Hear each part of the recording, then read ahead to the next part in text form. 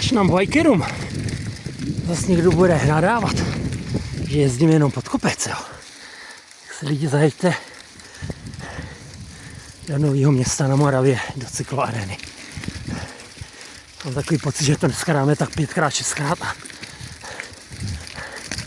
budem KO. Zase tady vyjde jak had, ale to je kopec. A to na ty kameře není vidět.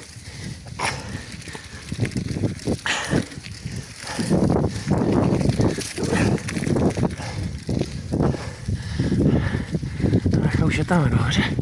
Úsměv, kámo!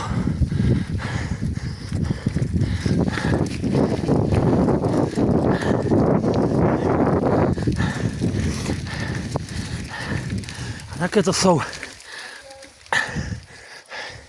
zhruba 3 kilometry nahoru. Chvilka odpočinku